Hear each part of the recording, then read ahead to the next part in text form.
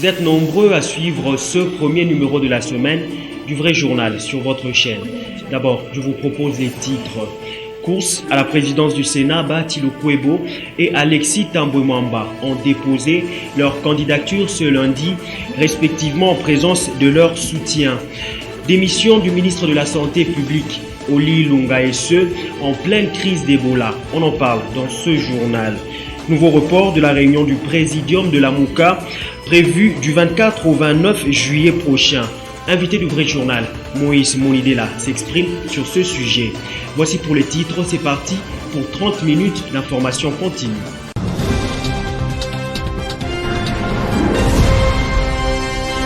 La tension est montée d'un cran entre les partenaires de la coalition FCC Cash après la déclaration incendiaire du cadre de l'UDPS, Fils Moukoko, à l'égard de l'ex-président de la République Joseph Kabila. Il a fallu l'intervention du président du CNSA, Joseph Olengankoy, pour désamorcer la bombe. Détail avec Philippe Vumpi, suivez. Le calme après la tempête, c'est ce que prône Fils Moukoko après sa rencontre avec le président du CNSA, Joseph Olengankoy. Le 8 mars, Zati, Oya Obimetali, Bisoto de commandé mars, pour Anini, pour Monique, président CNSA, Adobe na Biso, Yadana pour la médiation république. Tout c'est Bandegona s'appelle Perné, Bochana c'est tout Koutana Lobby, na président CNSA, tout Yambana, Kotoye Bandenge, Sala Oba Béni développement Moka. Vous et nous sommes les Congolais, laissez ces histoires. Autre appel à l'apaisement, c'est celui émanant du président de l'UNC et du directeur de cabinet du chef de l'État Vital Kamerhe. Comme je mets la formation au gouvernement, la politique de temps va ministère à Masséke na bango. Tinda mwana mwe finga mwe.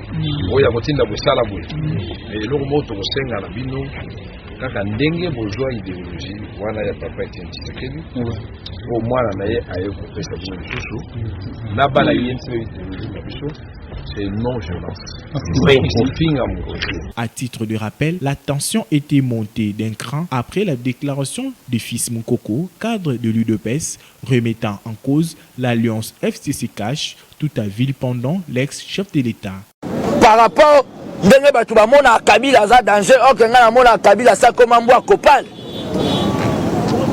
c'est le FCC. Mais dans le FCC tout simplement,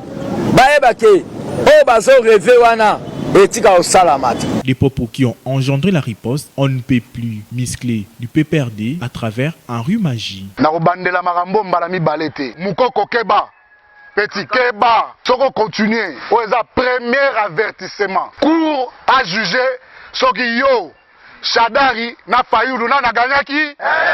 Côté de l'UDPS, l'on n'hésite pas à répondre au coup par coup. Comprenez-moi. Nous sommes notre président, c'est une sécurité. Comment va petit va venir à quoi? Balobi o, to semi mariage pasana. Bango tout soit il là pour protéger bango. On est dans ce milieu, balingi ba mekabiso. Votre sota revenez, mo ba le Félix Tshisekedi lo. Nous sommes bango tout là.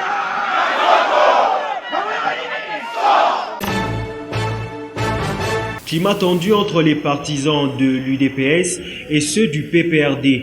Les autorités de la ville de Kinshasa ont interdit toute organisation de marche pacifique dans la capitale à travers un communiqué de la police ce dimanche 21 juillet sur la chaîne nationale. Dépôt des candidatures de Bahati Lukwebo pour la course à la présidence du Sénat, on en parle encore dans ce journal. Le président de l'AFDC a déposé sa candidature ce lundi en présence de plusieurs cadres de son regroupement politique.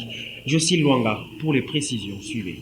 C'est à une véritable cohue que le dépôt de la candidature du sénateur Bahati Lukwebo à la présidence de la Chambre haute a donné lieu ce lundi au Palais du Peuple. Avec de mots teintés de démagogie, le président de la FDCA s'est dit l'homme de la situation. Notre peuple attend beaucoup de nous. Si aujourd'hui nous sommes dans la situation actuelle, c'est par la faute de nous les dirigeants. Et je pense qu'à un certain moment, il faut s'arrêter pour dire basta, on a trop fait de mal à notre peuple. Nous devons maintenant nous consacrer définitivement au travail pour améliorer les conditions de vie de nos citoyens. Nous donnons un go pour que, effectivement, nous puissions briser le paradoxe d'un pays richement et potentiellement riche, mais également, mais malheureusement, avec un peuple pauvre. Confiant, Bahati Lukwebo compte sur un sursaut d'orgueil des sénateurs. J'ai totalement confiance aux sénateurs et aux sénatrices. Je sais que ce sont des messieurs et des dames qui ont le sens du bien, qui savent qu'est-ce qu'ils doivent faire pour le peuple congolais, qui ont reçu un message lors des campagnes pour qu'ils puissent se mettre au service de la population. Et donc, ils vont voter en âme et conscience, sachant que nous sommes là pour apporter justement un changement radical. Voilà pourquoi nous disons que les intrigues, les intimidations et autres subterfuges ne passeront pas. La candidature de Bahati Lukwebo, aux côtés de celle de Tambwe Mwamba à la présidence du Sénat, n'a pas fini de s'aimer les troubles au sein du FCC. Sur le même sujet, Sami Wechou, cadre au sein du FCC, fustige l'attitude de Bahati, tout en estimant que cet acteur politique a tendance à privilégier son intérêt personnel au détriment des autres. Il a dit à Jocelyne Luanga et Jokias. Regardez. Je voudrais dire que les appétits individuels ne peuvent pas influencer les fonctionnements de la République. Le professeur Bahati l'a clairement dit que c'est parce qu'on ne lui a pas donné la primature et le Sénat, ce qui lui révolte. Bahati, candidat président et premier ministre, ce n'était pas lui. Candidat sénateur, ce n'était pas lui. Il dit je me révolte. Les appétits politiques ne favorisent pas une très bonne démocratie. Nous voulons avoir des appétits politiques en faveur de la population. Si ce n'est pas Sami Wechou, ce va être Daniel Ndombe. Ce n'est pas tel, ça va être quelqu'un d'autre. Et nous disons tous de la même famille. Avançons. Tu as été plusieurs fois ministre. Et si aujourd'hui on ne te donne pas un poste du Sénat, est-ce qu'il faut se rébeller pour ça? Ceux qui étaient avec toi pendant 10 ans, 15 ans, n'ont jamais été ministre, vice-ministre, moins encore député. Ils ont déjà reçu quoi? Et ils ont déjà quitté ton camp? Ah, je ne crois pas. Mais jusqu'à preuve du contraire, la majorité reste majoritaire. Et comme annoncé en titre, en pleine crise de l'épidémie à virus Ebola, le ministre de la Santé publique jette l'éponge en démissionnant du gouvernement. Dans sa lettre de démission adressée au chef de l'État, Oli Lunga dit tirer les conséquences de la décision du chef de l'État de placer la conduite de la riposte contre l'épidémie sous sa supervision, anticipant ainsi sur la cacophonie préjudiciable qui en découlerait. Oli Lunga était en fonction à la tête du ministère de la Santé publique depuis décembre 2016 sous le gouvernement Badi Banga, avant d'être reconduit en avril 2017 par le Premier ministre Bruno Tshibala. À présent, parlons autre chose, formation du gouvernement et gestion des fonds publics. Médard Kankolongo, président du Congo en avant, dénonce la lenteur des négociations et lance un ultimatum de 7 jours auprès des représentants du FCC Cash. C'était samedi 19 juillet. Philippe Vumpli et Belgodor Mutombo. 2 mois après leur lancement, l'exécution des travaux traîne avec toutes les conséquences d'ordre social que cela engendre. Les embouteillages, le demi-terrain, des courses de transport, etc. Votre parti politique propose ce qui suit. 1. Réhabiliter les trains urbains. 2.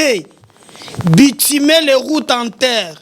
Votre parti Congo en avant constate que le président de la République est pris en otage par un groupe de personnes, fût-ils négociateurs des cash FCC, qui n'ont pas qualité parce que ce qu'ils font est anticonstitutionnel. Car aucune disposition ne prévoit ces négociations qui redire être faites au même moment qu'on cherchait le Premier ministre. Regardez ce qui précède. Vu la souffrance, l'impatience du peuple, votre parti donne un ultimatum de 7 jours aux négociateurs afin de clôturer leur interminable discussion. Élection des gouverneurs dans le Sankourou. Lambert Mende, largement battu pour le poste de gouverneur de cette province. Haut la main pour le candidat indépendant Joseph Stéphane Mukumbadi, qui a remporté l'élection avec 17 voix contre 8 voix pour Lambert Mende, qui dénonce la corruption à outrance. L'honorable sénateur Omba Penenjunga salue quant à lui l'arrivée du nouveau numéro 1 de la province et rend hommage aux élus de cette province. Philippe Moupi pour les décisions. C'est la plus grande joie que j'éprouve dans mon cœur. Et comme je me trouve devant une inexprimable joie, je me retourne d'abord vers le Seigneur notre Dieu qui a permis que les choses se passent de cette manière-là. Tout le Sankourou est en train de vibrer. Comme je l'avais dit là au départ, je dis les enfants, les députés provinciaux du Sankourou révolutionnaire ont prouvé qu'ils l'étaient réellement. Il y a eu des tentations, il y a eu des tentatives d'argent, de beaucoup d'argent. Mais ils ont résisté. Ils ont résisté et aujourd'hui ils ont prouvé que le Sankourou vaut des millions, des milliards d'argent. Ce n'était pas les 20, les 30 ou les 35 000 qui pouvaient les arrêter de relever le Sankourou. Parlons société. Après la publication des résultats d'examen d'État, édition 2018-2019, les lauréats sont désormais préoccupés par leur avenir à l'université. Interrogé à ce sujet, l'enseignant Freddy Mouké donne des conseils afin de faire un choix judicieux. Bosco Kabamba et Luzon Kiasi. Freddy Mouké, enseignant de son État, pense qu'il n'y a pas une adéquation entre le pourcentage obtenu par les élèves et le niveau de l'enseignement. Notre enseignement aujourd'hui, c'est un enseignement qui nous a été laissé par les Belges, qu'il faut peut-être que recadrer certaines histoires, adapter par rapport à la nouvelle technologie et à l'évolution du monde. C'est dans ce sens-là que nous disons que nous connaîtrons un certain retard par rapport à l'évolution de l'enseignement au niveau mondial. Mais néanmoins, je suis reconnaissant que certaines cotes obtenues par certains finalistes ne reflètent pas la tête de ces finalistes. Or, nous donnons la formation. La formation que nous avons réussie, c'est celle que nous transmettons. Nous nous disons compétents. Étant compétents, nous devons former les enfants qui seront compétents et qui doivent défendre. La réussite d'un enfant, cela signifie qu'il a compris la matière que nous l'avons donnée. Mais il y a aussi des ratés. Nous devons reconnaître quand même cela. Il y a des ratés d'ici et là. Ça, c'est à l'organe technique qui est l'inspection de revoir un peu, de recadrer certaines histoires. Concernant l'avenir des élèves ayant obtenu leur diplôme d'État, Freddy Mouké appelle les parents à bien orienter leurs enfants. Ce que nous devons faire, c'est demander à l'enfant ce qu'il veut faire et ce qu'il veut devenir. Et l'orienter maintenant à choisir une bonne institution qui va correspondre à son choix. Là, je dirais, moi, je ne peux pas permettre à mon enfant de choisir l'institution. Plutôt de faire le choix de ce qu'il veut, quelle option ou quelle faculté veut-il faire. À ce moment-là, moi, je chercherai l'institution qui doit correspondre à la formation voulue par l'enfant. Une bonne orientation éviterait bien des échecs à l'université. L'ONG Liberté, Justice, par tous et pour tous vient de boucler sa session de formation sur les droits de l'homme à l'intention d'une vingtaine de récipiendaires. La cérémonie de remise des brevets s'est déroulée samedi dernier dans l'enceinte de l'église Shalom dans la commune de Ngiringiri. Bosco Kabamba était pour le compte du Vrai Journal. Cette activité organisée par les ONG LJT, Liberté, Justice, par tous et pour tous, avait pour but d'outiller les membres de cette église au concept de droits de l'homme. Le coordonnateur Alain Danzoudou livre ses impressions. C'est la remise de brevets pour les activistes qui ont suivi une formation en droits de l'homme pendant 2 semaines pour le compte de notre structure LJT, Liberté, Justice par tous et pour tous. Là, nous étions à l'église Shalom qui nous a accueillis pour former ses membres. Nous avons remarqué que dans les églises, on est un peu réticent avec les connaissances. C'est pour ça que nous approchons les membres des églises pour partager cette connaissance, pour dire que ce n'est pas incompatible à la fois d'avoir d'autres connaissances, notamment juridiques. L'objectif, c'est sortir nos compatriotes, nos frères de l'ignorance. Vous savez que l'ignorance tue, donc nul n'est censé ignorer la loi. Et nous venons pour vulgariser cette loi dans cette logique-là, pour un peu accompagner l'État dans cette responsabilité énorme, que tout citoyen puisse apprendre à ses droits. C'est ça. Désormais, la théorie doit céder la place à la pratique. Suivez à présent l'invité du vrai journal. Président Moïse Monidela, bonjour. Bonjour Peter Scritiani. Vous êtes président du CONADE et dans Ensemble pour le changement qui fait partie de la MOUCA. L'actualité abonde, on va parler de la majorité, mais d'abord au vous de la MOUCA. Réunion prévue le 20, ensuite le 24, maintenant le 29. Qu'est-ce qui bloque? Visiblement la mort de la MOUCA, c'est pour bientôt. Non, dans la vie d'un homme ou d'une association, il y a parfois des rendez-vous reportés. Je ne dis pas des rendez-vous manqués. On peut reporter un rendez-vous. Une réunion, même les réunions de l'Union africaine, parfois on reporte. Oui, mais on reporte pourquoi? Même des Nations Unies, aux Nations Unies, parfois on reporte une réunion. Même un match, hein, ça arrive. Moi, je crois qu'il ne faut pas s'alarmer. Moi, je ne vais pas crier avec les loups. Les gens crient et vous voyez que moi, je crie aussi. Moi, je connais que c'est inhérent à la vie d'une association, d'un parti politique, d'une plateforme. Donc, ce sont des choses qui arrivent. Oui, mais dites-nous, on reporte pourquoi? La cause, les Congolais veulent savoir. Vous êtes un peu dans le secret des dieux. Dites-nous, pourquoi on reproche le 20, le 24, maintenant le 29? Qui bloque? Qui n'est pas là? C'est un problème d'organisation. Lorsqu'on organise quelque chose, on se rend compte qu'il y a peut-être quelque chose qui n'est pas à la place. Et on peut... Tout à l'heure, là, pour les téléspectateurs, on a essayé un peu de repousser parce qu'on cherchait, les caméramans cherchaient, est-ce qu'il y a des contre-jours? Les caméramans font son travail, vous êtes professionnel. Et il nous a déplacés, lui, sur l'ordre du caméraman, il a dit que non, vous n'êtes pas dans les champs, non, il y aura le soleil, il y aura le contre-jour, ça arrive. Peter, moi, je ne vais pas m'alarmer, c'est un problème d'organisation. Et je vous dis bien que la réunion se tiendra bel et bien, et ça sera une grande réunion. Probable absence de Martin Fayulu. Hein. On est en train de pousser, semble-t-il, pour lui. Dans l'agenda est quand même très compliqué, hein, le président élu. Donc, vous savez, moi, je n'aime pas parler des gens, j'aime parler de l'organisation. Parlons de la MOUCA. Parlons de la MOUCA, les hommes passent et l'institution reste. Ça voudrait dire quoi? La MOUCA, je l'ai dit sous votre micro, parce que la plupart des choses qu'on dit ici, j'ai l'impression que votre émission, votre célèbre émission, que j'aime bien, le devoir de mémoire ne joue plus son rôle. Vous ne jouez plus votre rôle de tenter de cette trouvaille dans la presse congolaise. C'est une trouvaille, devoir de mémoire. Plusieurs fois, si vous voulez essayer un peu de ressasser, de revoir vos archives, j'ai dit plusieurs fois ici que la MOUCA, c'est un état d'esprit. La MOUCA, c'est l'unité dans la diversité. La MOUCA, c'est un projet, c'est une vision. Donc, laissons les gens de côté. Vous m'amenez ici, vous m'avez appelé pour que je sois... Pour vous poser de vraies questions, que Peter tienne une pose sans langue de bois. Moi, les politiciens ne m'intimident pas, comme vous avez l'habitude d'intimider les journalistes. Ce n'est pas intimidé, Peter. Je vous dis beaucoup de journalistes, vous les acteurs politiques. Non, vous voulez que je parle des hommes.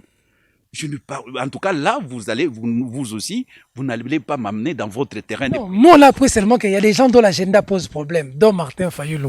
Est-ce vrai? Si oui, on ne peut pas organiser ça sans Fayulu. Votre terrain de prédilection, vous voulez m'amener. Moi, je suis un ancien dirigeant des foot. Je connais les foot pour l'avoir pratiqué, mais pour avoir dirigé une grande équipe comme Vecleb. Vous savez, chaque équipe a son système de jeu. Votre système de jeu, c'est de m'amener à parler des gens, à polémiquer sur les noms des personnes. Moi, je ne veux pas vous suivre. Moi, je parle de la Mouka en tant qu'institution, en tant qu'organisation. Et là, l'organisation reste et demeure. La réunion de la Mouka va se tenir avec les sociétaires et les signataires. La réunion, ceux qui ne seront pas là, on va déléguer. D'ailleurs, le coordonnateur attitré qui est Moïse Katumbi aujourd'hui a dit, il y a un communiqué qui a dit clairement que ceux qui ne seront pas là seront représentés. Donc le problème ne se pose pas. J'ai répondu à votre question. Bilan positif ou négatif du coordonnateur? Parce que les jeunes profs, Fayoulou, ont dit que Moïse Katumbi, dans son bilan à la tête de la Mouka, a lamentablement échoué. Réaction? Vous savez bien que à un moment, on parlait même de la mort de la Mouka. Moi, il y a plusieurs journalistes, notamment journalistes de vrai journal, m'ont posé cette question, la mort de la Mouka, la mort programmée de la Mouka. Mais la Mouka n'est pas morte. Et grâce à Dieu, grâce aux hommes, et parmi ces hommes-là, il y a Moïse Katumbi, qui ne voulait pas aller dans le sens de ceux qui voulaient enterrer la Mouka. Il a tenu bon, les gens lui ont prêté des intentions de présomption, les gens ont sipité là-dessus. Moïse Katumbi a tenu un discours rassembleur, unificateur, alors que les gens voulaient l'amener à l'extrême. Et vous le savez très bien, parce que vous êtes un journaliste qui est au fait de l'actualité, qui suit l'actualité au quotidien, et vous savez de quoi je parle. Alors je ne vais pas, encore une fois, je ne vois pas que... Bilan échec ou réussite, comme le disent les profs Fayoulou? Largement, parce que je ne voulais pas répondre d'une manière mathématique. Bilan positif, oui, je dis positif, non. Je voulais essayer un peu de recentrer les choses, de recadrer les choses, avant que je puisse prononcer ces mots que vous voulez me tirer du verre de nez, en disant que le bilan de Moïse Katumbi est largement positif. Les manifestations qui ont été tenues et qui ont essayé un peu de bouger les lignes dans cette ville, entre autres, c'est sous les mandats, sous le leadership de Moïse Katumbi. Dans l'opposition républicaine ou de la vérité des urnes? Vous savez, dans l'intérêt du peuple congolais, tout ce que vous venez de dire là n'a de sens et de consistance. Et si on œuvre pour l'intérêt général, ce n'est pas moi qui l'ai dit, c'est Aristote, c'est l'un des penseurs politiques que j'aime beaucoup lire. Et il disait, la politique n'a de sens, de consistance et de substance si on œuvre pour l'intérêt général. Et si ce que vous venez de dire là, si c'est pour l'intérêt général du peuple congolais, tant mieux. Vous êtes dans la vérité des urnes ou dans l'opposition républicaine? Je suis dans l'intérêt du peuple congolais. Vous êtes ni dans la vérité des urnes, ni dans l'opposition républicaine. Mais j'ai répondu, je n'ai pas... Non, on veut avoir la précision là où vous êtes. Mais Peter Tiani, aujourd'hui, il y a un président qui est là. Qui les conteste? Dis-moi. Qui les conteste? Le monde entier, aujourd'hui, on peut ou ne pas aimer Félix, mais il est là. Je l'ai dit. Moi, je ne suis pas quelqu'un qui a peur de dire la vérité ou qui a peur d'analyser les choses. J'analyse les choses par rapport à l'intérêt du peuple, pas à mon intérêt. Et j'ai analysé les choses au lendemain de la publication des élections. J'avais pris note que Félix est bel et bien président. Et les autres n'ont fait que suivre ce que j'avais dit. Les gens avaient peur. Vous savez, les gens avaient peur même de dire la vérité. Même moi, même mon entourage me disait, il ne faut pas dire ça. Je disais non. Félix est là. Félix. Donc le combat de la vérité des urnes est un combat dépassé. Mais au même moment, je disais qu'on prend note, mais je disais qu'il ne faut pas diaboliser Martin Fayoulou. Parce que les combats de Martin Fayoulou, c'est les combats... De tout la Mouka ou c'est seulement Martin Fayoulou? C'est les combats de la démocratie. Parce que ce que fait Martin Fayoulou permet la respiration de la démocratie. On ne peut pas l'interdire. Interdire quelqu'un qui se sent lésé dans un état de droit de revendiquer cela. Pourquoi? Parce que nous avons fait, soyons quand même honnêtes, soyons logiques, nous avons fait ces combats de la vérité des urnes avec le vieux Étienne. Demain, ça sera quelqu'un d'autre quand il posera la candidature. Et s'il sent qu'il a été floué, et qu'il a des éléments probants, comment vous allez l'interdire de le faire? C'est pour ça que moi, j'ai été clair comme l'eau de roche dès le départ en disant que prenons acte, prenons note. Félix est là, il a été reconnu par le monde entier. Et d'ailleurs, peut-être que je n'ai jamais eu l'occasion de le dire, j'avais beaucoup de regretté lorsque je vis Martin Fayoulou aller à la Cour constitutionnelle. Parce que c'est ces jours-là qu'il a accepté que, comme qu'il a lui-même enterré, c'est les combats de la vérité. Comment ça? Mais parce que, après, La Cour constitutionnelle, quand vous allez à une cour... Vous reconnaissez la Cour? Non, mais moi je ne reconnais pas cette Cour. Non, comme Martin Fayulu est allé, donc il a reconnu la Cour. Mais il a reconnu, il doit les vins tirés, il faut les boire. Il doit aller jusqu'au bout de la logique. Vous déposez un dossier à la Cour, vous demandez à la Cour de vous rétablir dans votre droit, parce que vous estimez que vous avez été lésé. Et lorsque la Cour se prononce, qu'est-ce qu'on fait? On s'incline, c'est comme ça. Il ne devait pas y aller. Et ça, en tant qu'ami, c'est un compagnon d'élite, Martin. Pour ceux qui ne savent pas, autant je suis Félix, c'est un frère biologique, je vais dire, un frère politique, parce que nous venons de le même placenta politique que Félix, l'UDPS, qui est notre famille, qu'une autre université commune. Autant Martin Fayulu, nous avons cheminé ensemble avec lui ici. Il était coordonnateur de fac, j'étais coordonnateur adjoint. Donc je connais les joueurs et leur jeu. Et quand je parle avec autorité, je ne parle pas en l'air. Moïse Katumbi parle de l'opposition républicaine. Il est pris de court par les autres dans la Mouka, estimant qu'il a fait une bonne concession à Félix Tshisekedi, dont d'ailleurs vous reconnaissez ici être président. Mais de l'autre côté, Félix Tshisekedi ne fait pas de très bonnes concessions. On dirait, ce sera la première fois que je vous pose cette question. Il a reconnu publiquement que Salomon Kalonda devait rentrer chez lui, fils du pays. Mais jusqu'à ce jour, Moïse Katumbi est rentré pour la deuxième fois au Lubumbashi. Salomon Kalonda Dela n'est pas là. Réaction. Vous savez, c'est un dossier, je suis peiné de parler de ces dossiers parce que, bon, lorsqu'un président de la République s'exprime, mais la messe est dite. Il a dit des très bonnes choses, je ne sais pas si c'est nécessaire de les rappeler, mais pour la clarté du débat et de ceux qui nous vont suivre, le président de la République a eu des mots justes parce qu'il a reconnu le droit de Salomon comme Congolais d'avoir son passeport. Et il est allé même très loin en disant que c'est un frère, qu'il connaît bien et il était proche de lui. Et il ne peut pas lui faire du mal. Ce n'est pas un règlement des comptes. Mais qu'est-ce que vous voulez que je dise encore? Si j'étais je connaissais l'anglais, je pouvais tout simplement dire non comment. Dernier dossier, FCC Cash, ça brûle.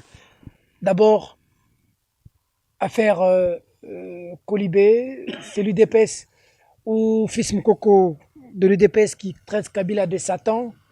Il n'est pas d'accord avec la coalition. Ensuite, c'est le PPRD qui réagit en disant que nous réclamons la vérité des urnes, nous avons donné le pouvoir, vous ne respectez pas les accords.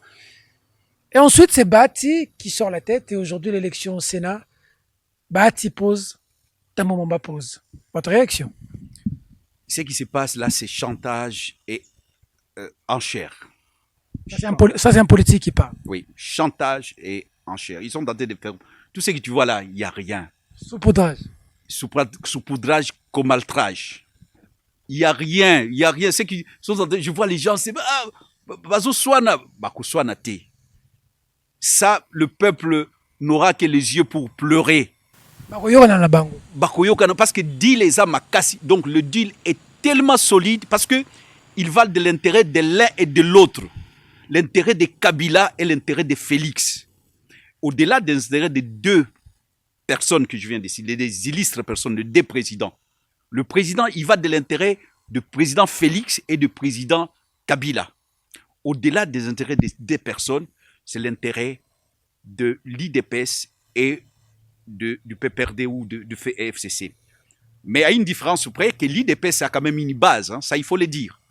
Il faut le dire, l'IDPS peut survivre, parce que c'est une grande université, c'est une grande machine. IDPS que les hommes portent dans leur cœur. Oui, que je respecte, parce que je ne peux pas cracher sur cette soupe-là. Parce que je suis IDPS dans ma chair. Mais la vérité est que les deals entre Félix et Kabila, c'est un deal qui va de l'intérêt de l'un et de l'autre. Donc, leur avenir politique en dépend. Donc, je ne vois pas. Parce qu'aujourd'hui, on peut s'imaginer, si Kabila rompt ces deals-là, Kabila risque d'aller à la CPI. Il le sait. Que Félix peut les livrer. Oh. Eh bien oui, c'est une vérité que personne n'a eu le courage de dire ce que je dis là. Et si Félix n'est pas avec Kabila, Kabila va dévoiler le secret. Et Félix sera diminué dans l'opinion. Et il a le moyen de le faire. Alors donc, ils sont condamnés à vivre ensemble. Donc c'est pour ça, moi, quand je vois ça, je me réveille le matin, les gens postent ça, les gens disent qu'ils vont se séparer. Ils ne vont pas se séparer. Quand vous cèdez le micro, c'est normal, un politicien qui, ça vient toujours, ça coule. On risque de faire 2 heures ici, en 10 secondes. Si Félix Tshisekedi vous appelait pour apporter votre expertise au gouvernement pour aider la République, comme à Tongola la BAD, vous irez ou pas? Déjà, vous avez 10 secondes. Je dis bien que Félix, c'est un frère. Un frère, pas peut-être biologique. Moïse Monidela, vous l'avez dit déjà. C'est votre fier frère politique. Je vous suis à la lettre. Okay. Donc, vous irez, oui ou non? Un frère politique, si c'est pour l'intérêt du peuple, pourquoi pas? Moïse Monidela, merci. C'est moi qui vous remercie. C'était là Moïse Monidela, invité du Vrai Journal et cadre au sein de la coalition Lamouka qui répondait aux questions de Peter Tiani. Fin de cette session d'information. Merci de la sympathique attention que vous nous avez accordée dans la commune de Mongafula au quartier Massangambila ainsi que partout ailleurs dans le monde. Mesdames et messieurs, ce journal est terminé. Au revoir.